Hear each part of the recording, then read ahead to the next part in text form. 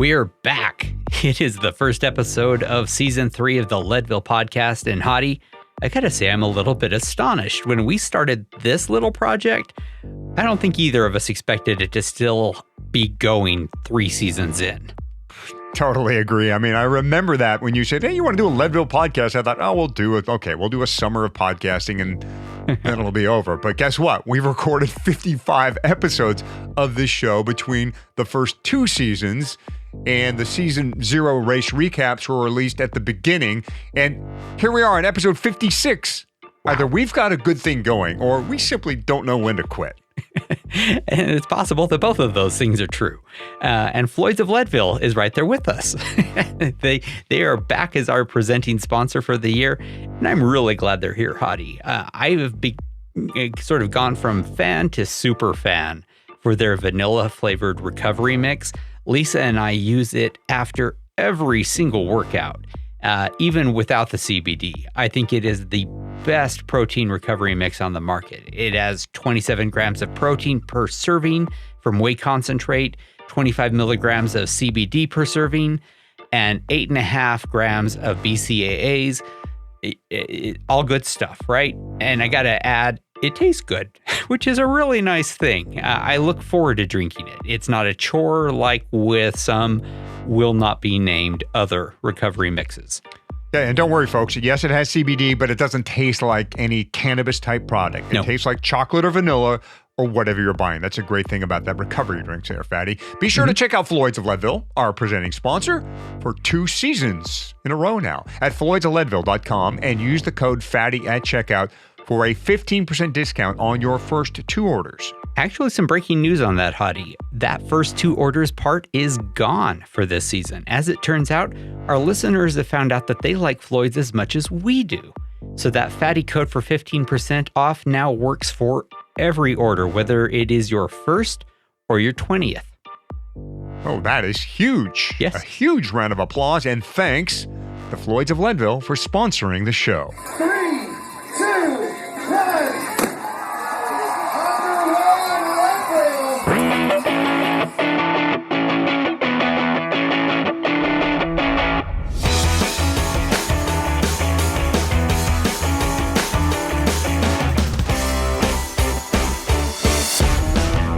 Leadville, the podcast for the 100-mile mountain bike race presented by Floyd's of Leadville. This is season 3, episode 1 of the show that breaks down, builds you up, gets you ready, and freaks you out for the highest and hardest one-day mountain bike race in the country. So, what is this for you, Fatty, as far as Leadville starts? Like 24, I'm guessing?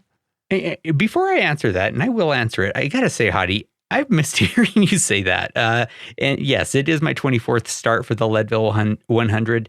And if things go well, it's going to be my 23rd finish. And I'm going to say one other little thing. It's going to be my 6th start and hopefully my 5th finish in the single speed category. I'm just starting to build up a Niner Air 9 RDO as a single speed. Boy, that was a mouthful. It is a bright orange bike. I'm very excited about it. That's going to be a whole different episode coming up soon. 1 gear and 1 bike to rule them all. Sounds like a great recipe to me. I'm pretty sure I will not be making my 6th start this year. I had an injury over the holidays that has led to a health concern that I should probably pay attention to. So going to be sidelined again this year for the Leadville 100, although I do plan on making the pilgrimage to one of my favorite towns anywhere in the western U.S. So plan on being there for the Mountain Bike 100. And, if I were in this race this year, the 2020 race, it'd be a dilemma though, Fatty. That would be to race or not to race. Yeah, that's actually going to be one of the big questions we address in this episode. The 2020 lottery did not go as planned, and It is going to be what we are talking about in this episode. Michelle Duffy with the Leadville Race Series is going to join us to talk about the way the lottery worked out. She calls it something that we did not say first, and you'll want to listen to that. And what they are going to do and what they are going to change to make the race day still be a great day for racers. And don't worry, spoiler alert, everything's going to be okay. Based on some of the social media posting we've read from riders, it seems like you are pretty satisfied with the response from the race series on how they handled this lottery mistake. But it doesn't hurt to go over it again and spell out all your options, whether to race this year or defer, corrals, and possible wave starts. We're going to get into all that. You'll get an update on those particulars in our interview with Michelle Duffy. Hottie, you crewed for me last year, so you know that one of the keys to finding your racer at aid stations is to make sure they stand out.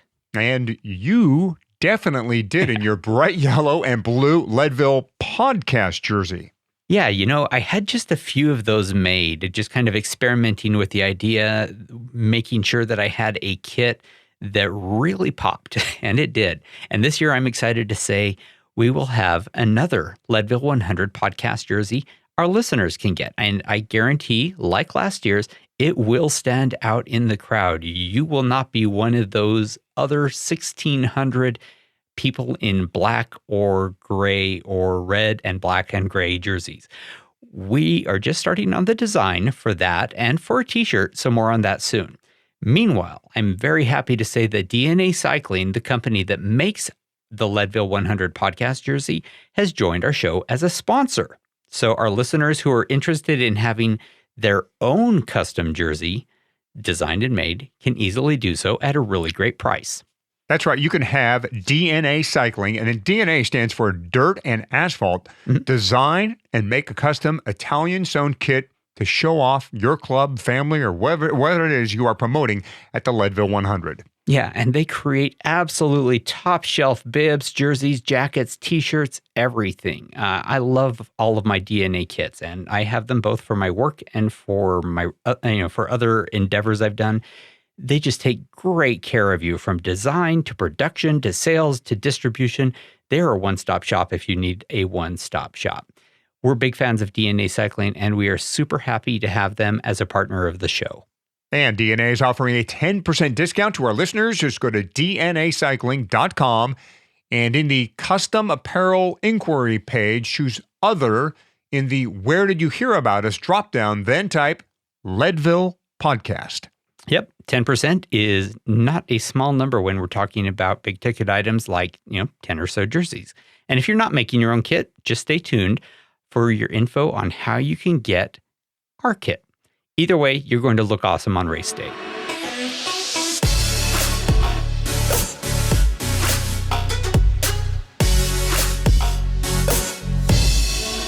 Michelle Duffy is the Associate Marketing Director at Lifetime Events. She oversees brand, marketing, and communications for all of the events in Lifetime's off-road portfolio, including the Leadville Race Series events. We're very familiar with those. The Dirty Kanza, Crusher in the Tusher, local favorite here. The newly launched Big Sugar, the Chequamegon MTB Festival, and a lot more. Yeah, but it didn't start with bikes for her, Fatty. A collegiate track and field athlete, a runner at heart. Michelle has recently taken up cycling, though, in an effort to better understand the barriers of entry for female and beginner cyclists in order to get more new people on bikes. She's taking on the Mid-South Gravel this weekend as her first 100-miler. Go for it, Michelle. And then we'll tackle Dirty Kanza 100 this coming May. Michelle Duffy, welcome to the Leadville podcast. It is so great to have you here. Thanks, guys. Thanks for having me. So we want to start with essentially you telling a story, and I'm going to have you I'll give you a little bit of setup, and then we'll just have you sort of take it from here, because the Leadville registration, I think, is going to be something that, I'm never going to forget, but I bet you and everyone in Lifetime is just never going to forget for 2020. So it's January 19th, nice little Sunday afternoon. All of us who are not in, I don't know if it's Boulder, Colorado, but everyone, whether on Facebook or in the local bike shop, are watching the video of who got into the Leadville 100 lottery. And then, I'm super excited. My wife is super excited. Stepdaughter is super excited because we all got into the race. And then moments later, we get our email, we're happy, and we take off to go see a movie. And when we come back, the internet has blown up. What has happened in the meantime? And tell us the story of what has happened on your side. Mm-hmm. Yeah, so everything went to plan. Our emails went out to the correct groups, so congratulations and a denial.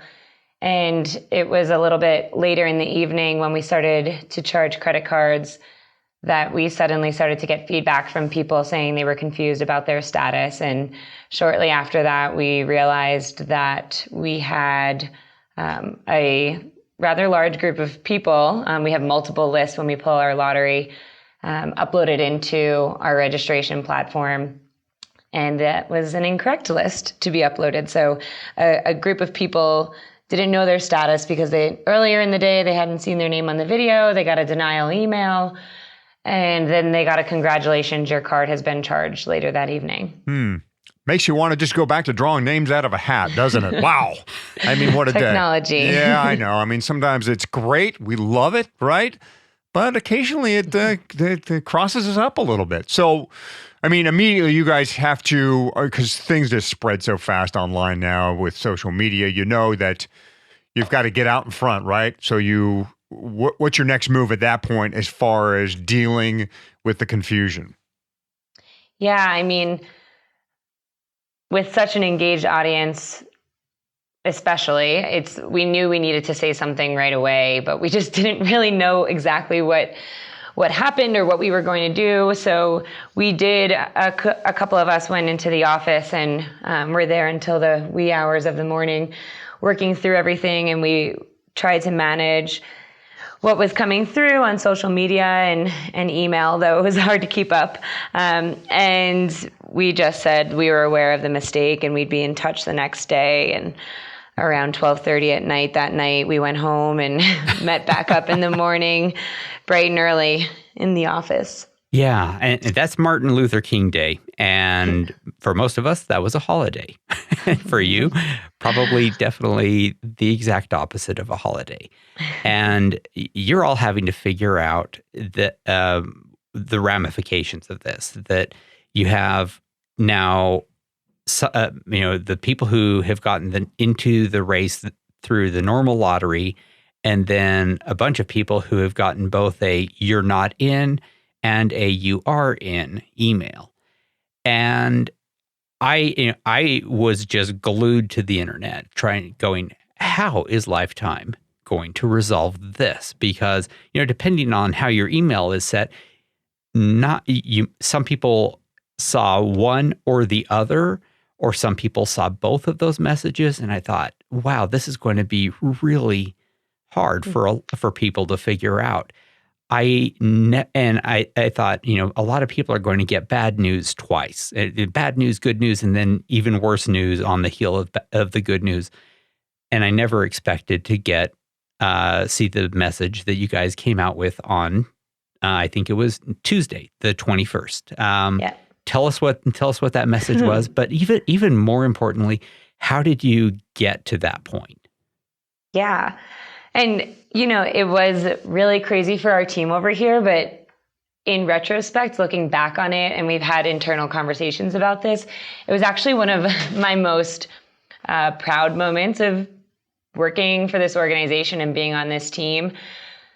Yes, it was hectic, but when we reconvened on Monday, there was stress and emotions and fatigue, but our team, everyone involved, sat around a table and we whiteboarded what happened, who was impacted, what were our potential solutions, what are the ultimate ramifications, and then just had an open, candid conversation about our athletes and how valuable they are for us. And I think you hit it on the head, like to disappoint someone twice. That's not we don't want to disappoint anyone ever. So the lottery day is always hard for us anyway, because we are disappointing so many people. And to think about going back to these people that were disappointed and then they celebrated and then they were confused and then we left them hanging. We just knew that we needed to find a solution that made us feel good, our athletes feel good, their families feel good, because it's really a journey. As you're aware, like your journey starts for our event the moment, it's not when you get in, it's the moment you decide to pull the trigger to enter the lottery. And we always want that to be a positive journey when it can. I think I would give so much credit to our leadership team at Lifetime. We spent so much time, our team that's focused on the Leadville Race Series, talking about all these solutions and maybe even being like quick to find a solution because we knew there were so many confused people out there. But when I look back, the best advice that I got actually did come from our CEO when we were ready to pull the trigger on what originally we were going to go out with, which is still positive, but his advice to us that Monday evening, that's why our communication went out Tuesday instead of Monday, like we had originally said it was slow down, think strategically, make sure you're making the right decision. And no matter what we do, it has to be the right thing for our athletes. And from that point forward, he completely empowered us to figure it out. And I went home and I just told everyone, don't look at social media, don't look at your email. We need to shut it down. And that was really hard because we like to be the owner of our own message. We don't want to keep anyone in the dark, but it turned out to be the best advice because we were able to all go home and have a semi-clear mind. And the next morning, I think it was, 6:30 in the morning, Chemo was riding Zwift, and I called him, and we just had this conversation like we both had slept on it, and we had a plan. And on Tuesday, we went out with that plan. Awesome. So go ahead and tell us that plan. Yeah, so we decided that we were going to let everyone that we had originally incorrectly emailed. We've internally called them DINs, denied them in. We let all of that group stay within the race. But knowing that our field size was big, we had to pull back on other entry methods. So we reduced charity entries. We didn't remove them because many charities had already committed their slots to people. We wanted to do good by that. We closed our Camp Plus entry option, so you can get entry through Camp Plus entry. We decided to remove our qualifier coins for 2020 and only make 2020 qualifier events eligible for a 2021 slot into the 100, and then launched a 3-option deferral process, which included a full refund for folks, which is not something that we would typically do. So let's go over first of all, regarding the deferrals, this is, I guess if I'm reading between the lines, are you folks still trying to move people out of the 2020 race because you're a little cramped at this point, or what is the motivation behind the deferrals? Yeah, I mean, because of the debacle, we did have too many people in the event. So we are fully confident about where we are now, but we knew that we needed to bring those numbers down a bit. So that's why we decided to incentivize deferring into 2021. So are you telling us now that your race day entry number looks good as of this date? It looks good. Okay. Yeah. I mean, we still have a little ways to go, but we're not even in typical deferral season. That our deferrals they mostly flow in the summer when conflict or injury comes up for people or lack of training. So we're sitting in a really good place right now. Okay. So you still need some people to defer, but it looks like you're on target to meet that number. I'm sorry, Fatty, didn't mean to cut you off there. No, that you asked exactly the question I was going to ask, which is, it sounds like then you're on trend now, where if you have a normal ratio of deferrals, you're going to have a reasonable number at the starting line. Yeah, it's really hard to tell because we're used to filling slots as the season goes on. So we're kind of working backwards, but we are in a really good place right now. Okay. And I think that goes to something that, of course, a lot of our listeners and we ourselves have been wondering, which is there a ceiling? And I don't need to know exactly what that number is, but is there a ceiling of number of racers that you can either legally or in order to have good quality of experience have? And is that number higher or lower, about the same as last year, for example? Yeah, so our permits actually, it is for 2,000 people, but we don't want to put 2,000 people out there, and we haven't. So the number that we're trying to get to is hopefully below last year's start line. We'll see if we can get there, but that's our goal. We hope to be around last year at least, and I think we're looking really good right now. but we wouldn't be able to have a start line of 2,000 people. Right. Because that's one of the things, I think, now that you're probably back on social media and listening to some of the comments out there, I think one of the big questions right now, Michelle, for the racer who's in the event, who wants to do 2020 is, how will the situation with the lottery affect me come race day in August? Is this going to be like a normal Leadville Trail 100 once we get to the second weekend in August? And Lifetime would say what to that?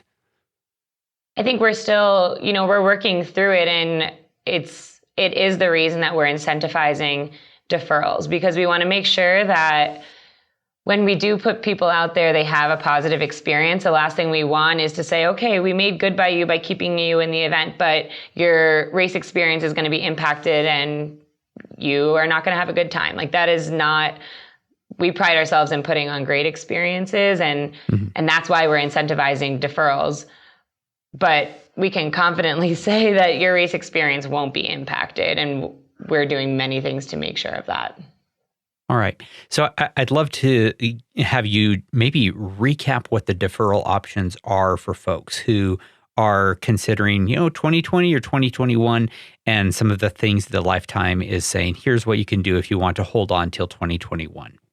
Yeah, sure. So typically, if you defer from the 100, you don't get a refund and you repay your entry fee the following year. And that's because we've accounted for you. So this year, we've changed that and said, okay, you can do one of three things. You'll get a full refund, guaranteed entry into 2021, and a donation to a charity partner of your choice, because our charities were impacted by this.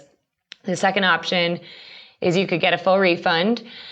You get a guaranteed entry into 2021, and you get a complimentary qualifier event. And what's valuable about that is, in order to increase your corral, you need to have completed the 100 in the year prior or completed a qualifier. So this gives people an option to come do a qualifier, improve their corral, and then race in 2021. And then the last entry is kind of our first timer entry. So all of our options appeal to different people, but that is transferring your entry into our stage race, which happens the last weekend of July. This year, I think it's actually early August. And that's the 2020 stage race. You can check the course out across 3 days. You get guaranteed entry into 2021, and we gave a retail gift card with that option. Right. Now, Hottie, I'm gonna go ahead and jump in with my own opinion real quick on this one. If I were picking between those three things, and that I'm going to do 2020 and I'm hoping to get into 2021. I've got, this 24-year streak going here, but I would 100% choose that final option. So far, I have never done the stage race, but I know a number of people who have. And to a person, they say it is one of the funnest long weekends they've had in their lives.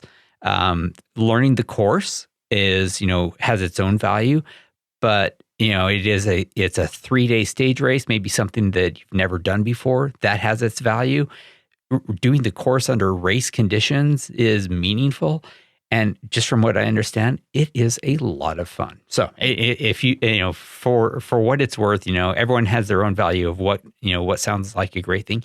It is for sure the third one that I would pick. Right. And then you still can possibly get into the 2021 race, by some other means as the calendar turns around. I mean, once we clear from what is being lovingly called the debacle and get out of kind of the shadow of this thing, I mean, we're going to get back on track, and Leadville, the race series, is going to get back to what it does, which is lottery and qualifiers, and everything will get back to normal. So I like that. I like number 3. Yeah. I like number 2 too, though. I kind of see the merit in that one. Like, okay, I don't race 2020, but I'll go to a qualifier. I'll be in 2021 guaranteed, and I go and really hyper focus on a qualifier, move myself up. Maybe I get into purple or red or something like that, and boom. And if I'm all about getting my best possible time at the Trail 100, 2 has its merits in my mind too. Michelle, so I just want to be clear about one thing, though. With options 1 and options 2, you give me my entry fee back. I'm in the 2021 race. I still have to pay, though, for the 2021 entry fee on those two options? Yep, actually for all three. So all three come with 2021 entry. Oh, okay. You're guaranteed in. You just have to pay for your entry fee. Options 1 and 2, we're fully refunding your entry for this year. Mm-hmm. And the third, we're just transferring your entry from the 100 into stage race. They're the same price to do either. That's the difference. Yeah, so with all three, you for sure will get into 2021. It's just what do you want to go along with that, and how you sort of want to spread your money around. And yeah, use whatever works for you. I love the idea of the third one. So yeah, take that for what it is worth. So I am very interested in whether, this is something that is a repeatable mistake, or is this something that you've taken, I guess, precautions so that this is not ever going to happen again? Or is this something that was just like total phase of the moon, random event? There was no way you could predict or prevent it from ever happening again. Yeah, it was definitely just a case of human error through technology. That is the thing, to your point of pulling names out of a hat. When we were so reliant on technology, things can happen, and we'll just have to put some checks and balances in place so that we don't run into something like this again. But it can be avoided in the future. Well, that said, I want to circle around and underscore that, in my opinion, everyone makes mistakes, A, but B, this could have, in my opinion, wound up being a hugely disappointing problem for a lot of people. Some of whom I'm sure would have wound up showing up at Leadville, even though they hadn't had a valid race entry, and it would have given you a real black eye. In my opinion, what it winds up showing is exactly what you were talking about, is that it says that Lifetime, in the end, was going to focus on giving a great race experience to the most number of people possible.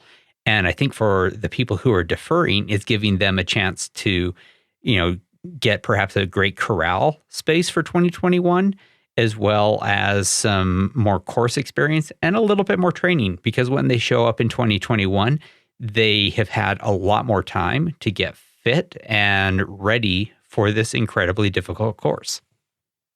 Yeah, totally agree. And to my earlier point, I think the reason that so many people keep coming back is because the race community, as well as our team, really know that it is a journey. And for some people, it just keeps repeating itself. And we just want their journey to be the best experience possible.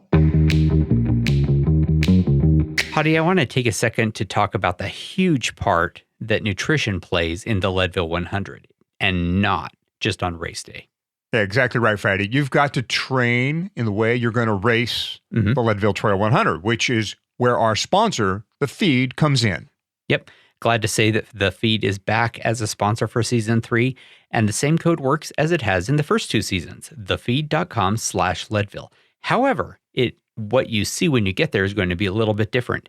Instead of us, Hottie and me, trying to guess what our listeners might like based on what works for, Hottie and me, just go to that URL, thefeed.com/Leadville, and sign up there to get a 15% discount. Then, whether you like Goo Roctane gels or Morton Energy Drink or Bonk Breaker bars or Scratch Chews, all of which I like, by the way, if you like something completely different, doesn't matter, right? You can still get it all at a great price from our friends at The Feed, 15% off. Again, thefeed.com/Leadville, and sign up for a 15% discount. One thing that I have wondered, and we're going to start kind of gaming this out a little bit, so we're going to go deep into the weeds because that's what we do on this show. Is there even going to be a lottery in 2021 with so many people having deferred from 2020? And it seems like they're almost, your 2021 is already almost full, is sort of what it feels like to me.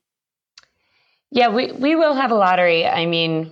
We'll expect to pull less names than we have in the past, but we'll also have a lot of our lottery audience may have deferred their entry, so they're already in, but we do plan to have a lottery next year.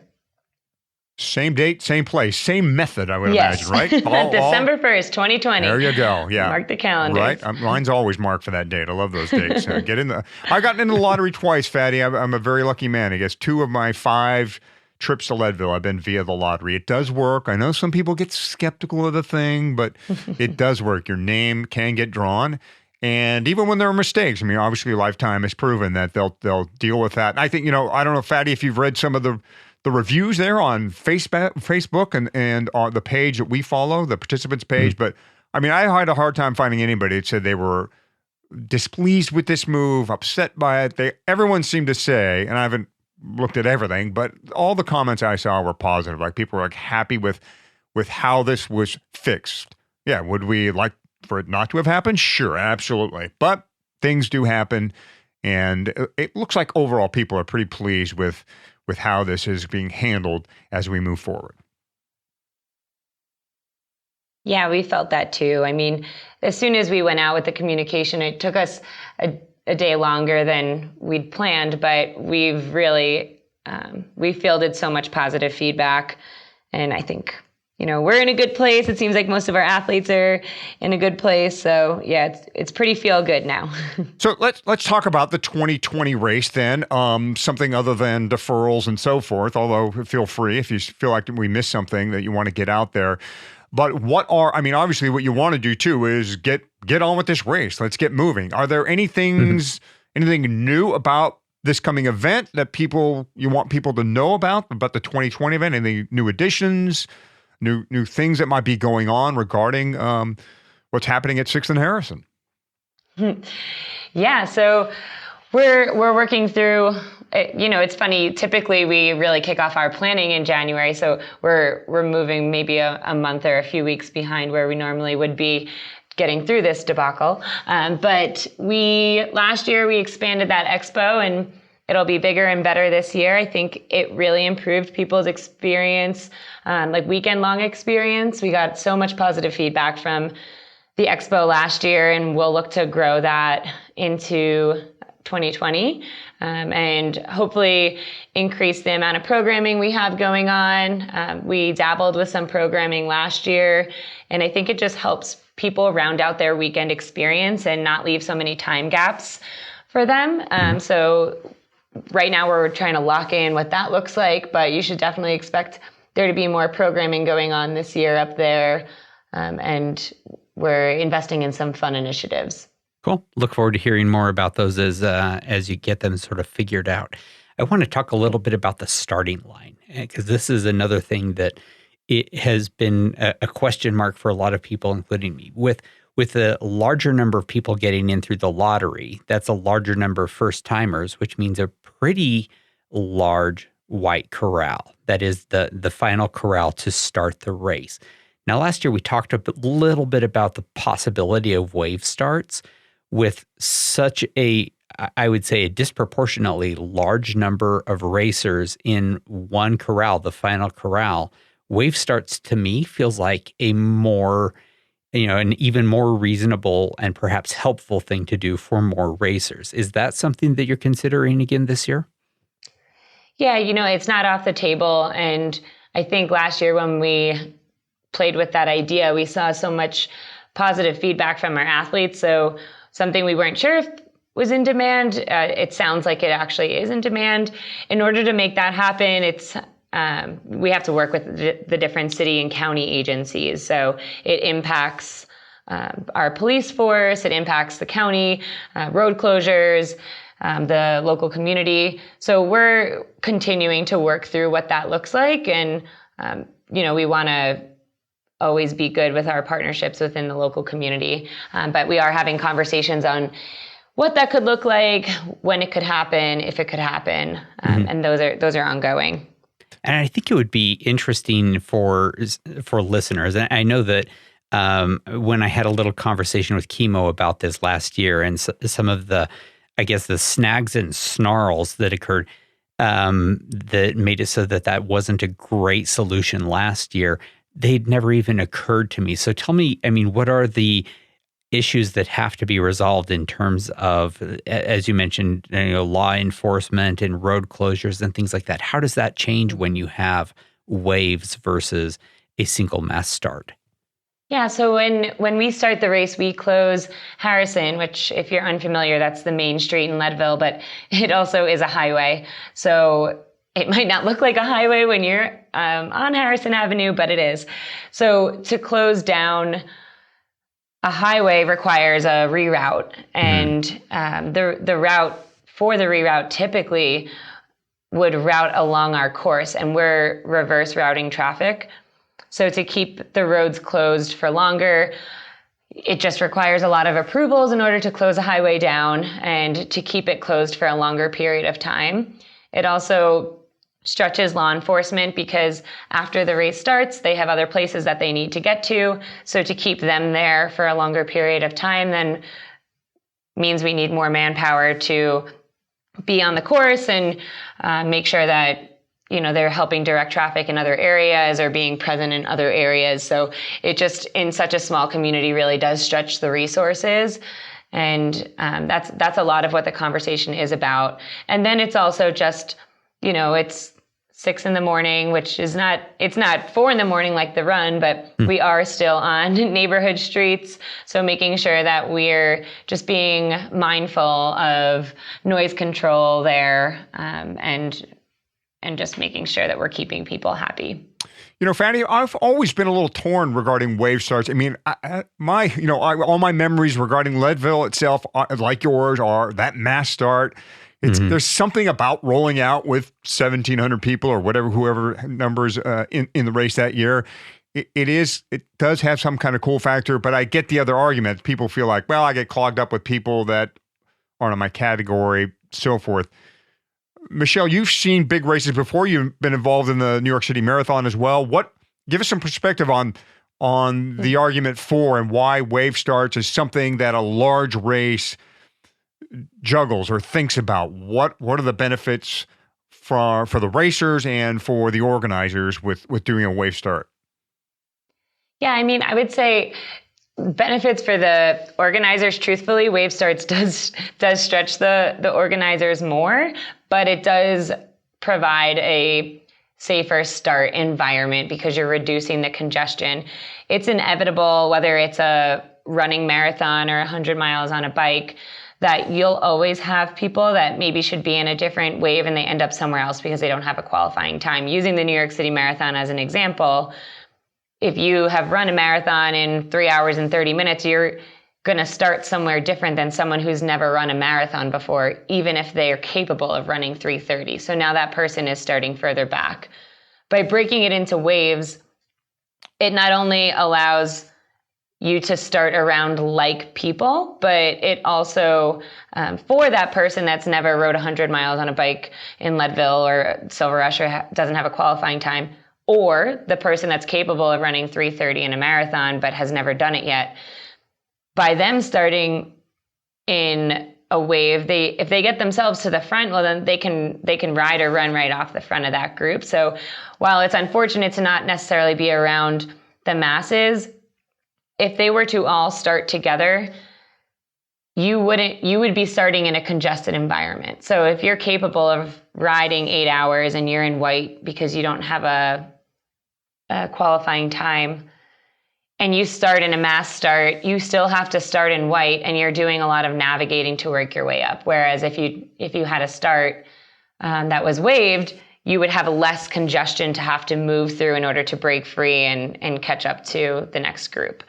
So it's definitely positive for the racer. I mean, the mass start for us is just so iconic, but we have to think about safety too. So there's a balance. Yeah. Our listeners know how much we love Envy, Hottie, and evidently they kind of like us too. Envy is back with us for season 3, and I, for one, could not be happier.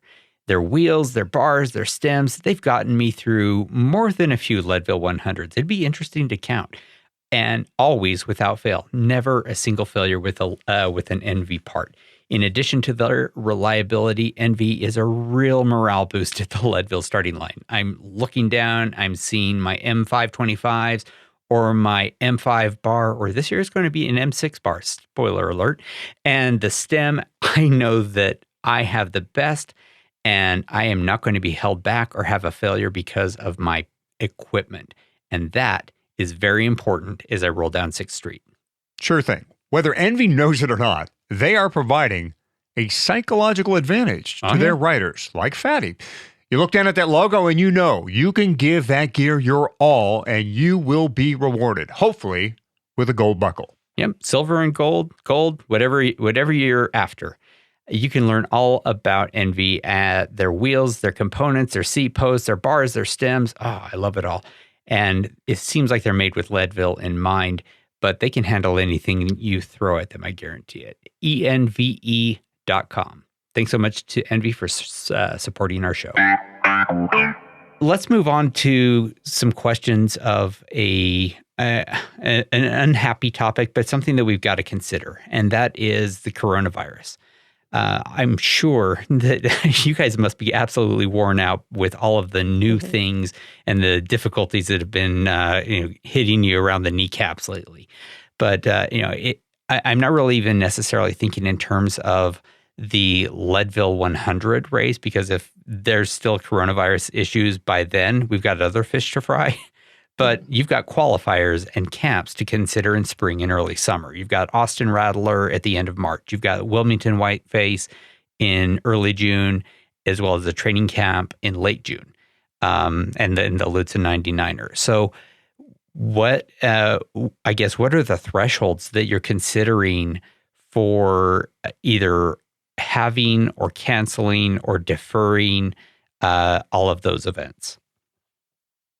Well, right now we have no intent at this moment to cancel anything. Mm-hmm. We're continuing to monitor it. I think we were just talking about this today. We keep getting all of these updates from different brands, and the reality is we're all kind of saying the same thing. Like, we're watching it. Hopefully it doesn't stretch to June.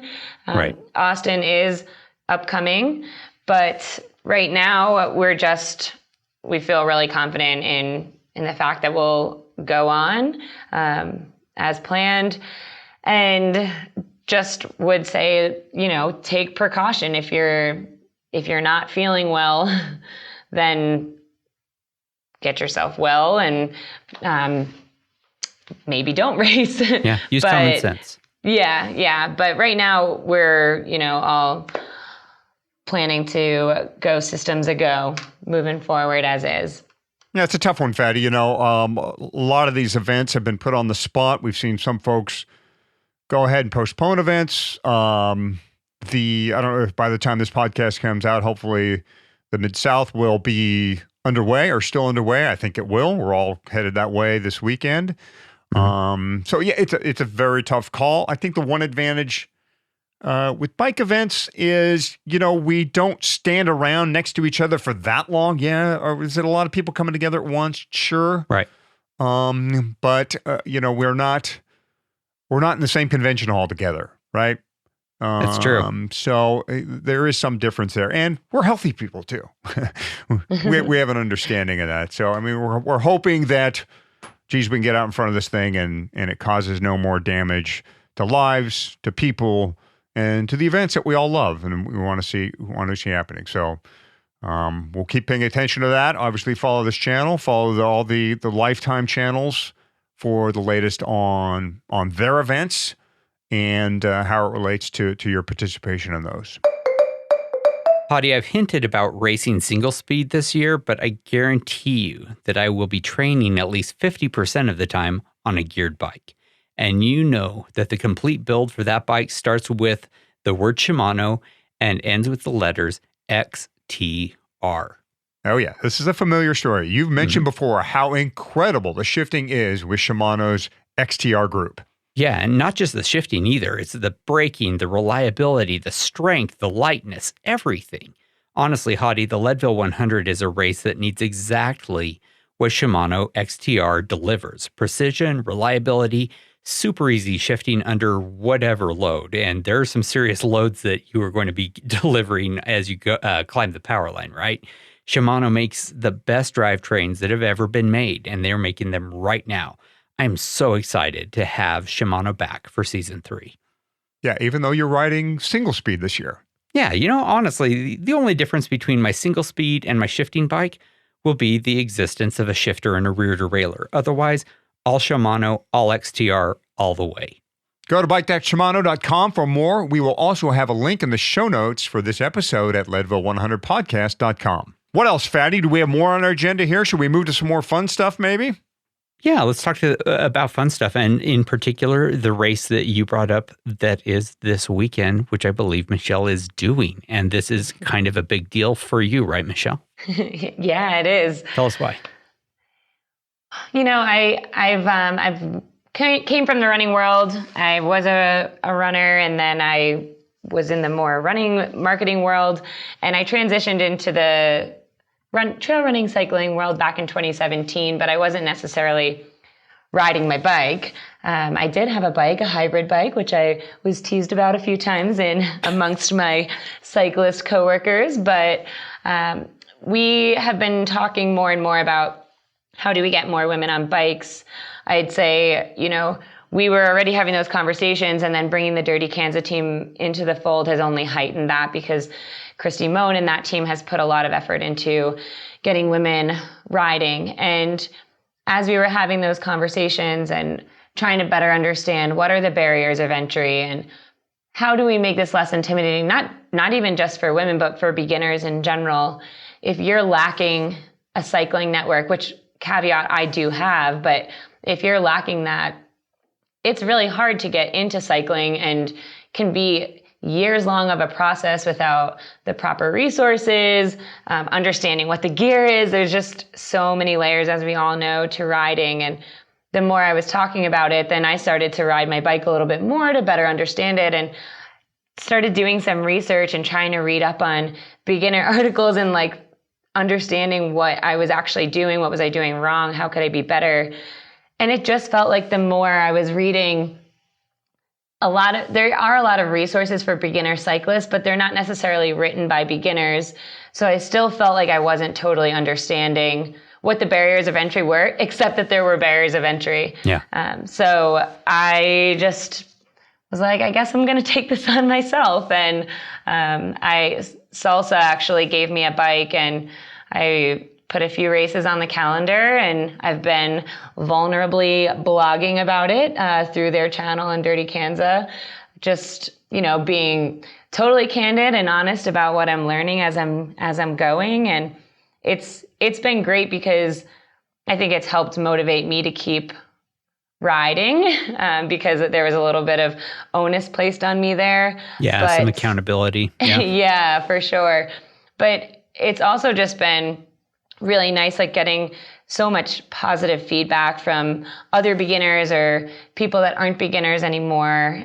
So yeah, the whole experience has been great, and I've learned a lot, and I think it's made me better at my job too. So that's great. I'm sure. So has it made you think about doing the Leadville 100 mountain bike race next year? Yeah, no, I don't know about that. I mean, this is also a big deal for me professionally to be riding one of my own events. So I don't know if I could do that for Leadville. But I've actually just this past weekend rode the Mineral Belt Mayhem up in Leadville on a fat bike at night, and it was my first time ever riding on single track. So that was pretty interesting. I think I have a long way to go before I can entertain the 100. Well, I don't know. If you've ridden a fat bike in a fat bike race in Leadville. I'm not saying it was pretty. But I bet it was fun. It was fun. And you're involved in the women's initiatives as well, too, for the whole lifetime suite of events? Or, okay, tell us about, obviously, one of the deficits that this sport has is, getting equal participation from men and women, from men and women. We want to balance this power out, don't we? And how are we trying to get that done? Yeah, and I think, that's another reason why I started riding. Just so that we could better understand how we could do that. But we soft launched an initiative called Women Ride the World. If you were in Leadville last year or at Dirty Kansas last year, you may have stumbled upon some programming that we did. We actually had a Women Ride the World panel right there in our expo that attracted a great crowd. It was a bit of a soft launch on the initiative. We do have social channels up and going, but we've since pulled together a board of sorts of some really strong females within the cycling industry. We brought them out to our offices a couple of months ago and have been meeting very regularly, and we'll be launching Women Ride the World in a more pronounced way here in the spring. But the initiative has a lot of different elements to it. We want to create a broader social community for women on bikes, particularly on the roads, because off the road, because that's really where our focus is. We want people to feel safe, comfortable, and have a network of other women that they can share their experiences with. The ultimate goal isn't to have you ride the Dirty Kansas 200 or the Leadville Trail 100. It's to have more women feel comfortable riding a bike. And if they eventually turn into one of our athletes and sign up for an event, well, I mean, that's an ultimate win for us, but that's not the goal. The goal is just to have people feeling more comfortable. Yes, sometimes that translates into entering your first race or setting yourself new goals, and maybe eventually you ride Silver Rush. But really, we just want to see beginners, women in particular, getting more active. So this year, we're actually launching a 3-day women's mountain bike clinic. It'll be in conjunction with our Leadville Trail 100 training camp that goes on in Leadville. We actually usually see around like 90 to 92% males at that camp. And when we were there last year, just looking around, it's like this is an opportunity for women to also participate, but maybe they just don't want to do 3 days of hard riding in Leadville, and maybe they also aren't ready to say, okay, it's okay to spend $2,200 on a camp. So we're launching a 3-day clinic. It's a skills clinic, three different concentrations, 3 days in a row, super low cost. We're working on figuring out how we can even get demo bikes up there. So if you don't have a mountain bike, you can join the beginner group of women and just learn how to descend or ride some technical terrain that's milder. And, the goal really is just helping women feel a little bit more comfortable on the trails, because it can be intimidating, for me included. Sure. I mean, that's the problem with the sport in general, is you look at the sport from the outside, it looks very difficult. It is very difficult. I mean, riding a bicycle under most circumstances is taxing. It can be very hard. And the area where the sport is lacked, and what I think you're trying to focus on here, is we need more ways to introduce this sport that don't just people to send them off running in the other direction. Let's make it like, hey, look, anybody can do this. It's just like, quote unquote, riding a bike. Get on. Enjoy the community. Find your way in that way. And then if you want to come and like throw yourself at Columbine, have at it. But the point being is, you just need more of those gateway drugs to get people into this thing. Exactly. I mean, yeah, you don't need to be able to descend Powerline or ride Columbine in order to be a cyclist. And there's definitely an intimidation factor when it comes to Leadville. I mean, this is my 3rd year here. For the 3rd year, we're still talking about how do we lower the barriers of entry. And that's not because we're not doing it. It's just because the barriers exist. And we're in a great position that we have the ability to help break down some of those barriers. So that's the ultimate goal, is just, limit the barriers of entry. We created a 15-mile distance last year. Like, for some people, they have no interest in riding 15 miles. It's far too short. They want to ride 350 miles these days. But for others, having the opportunity to go up to Leadville and just ride 15 miles of single track is a huge celebration for them. And I think as we, over the last 2 years, and we're hoping to do even more, is creating experiences at all of our qualifier events that are just as important and rewarding for people as riding the 100, because it takes a certain type of crazy to want to ride the Leadville Trail 100, and that crazy doesn't happen overnight. So, making sure that we're celebrating Silver Rush and celebrating Stage Race and celebrating Austin Rattler as a feat that, other people are celebrating because it was the pinnacle race on their calendar. And that's what that's why we're creating these new opportunities.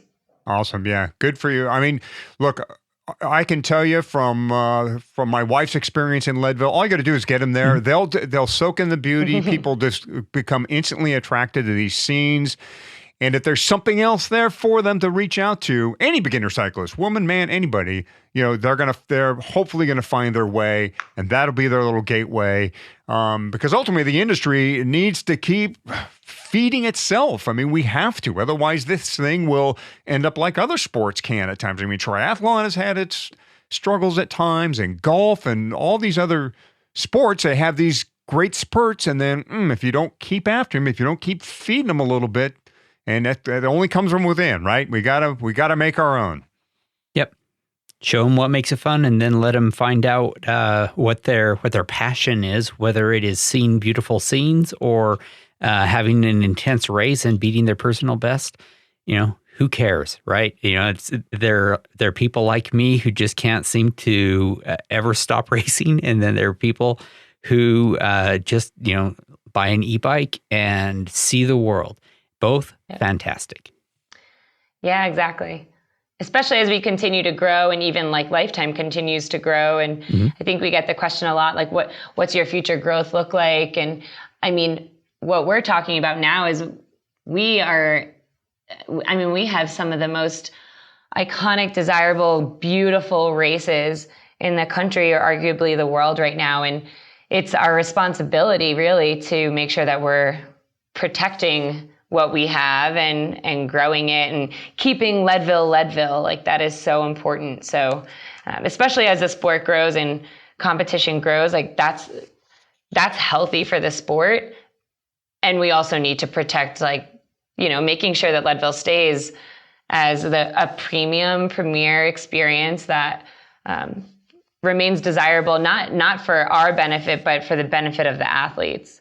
Absolutely. Michelle, it has been such a pleasure talking with you. I really appreciate the sense of stewardship, both of the city and of the race, as well as of your customers, the racers, us. It's been fantastic talking with you, learning a little bit about what happened behind the scenes with the registration this year and what's going to happen on the course. Great. Thank you, guys.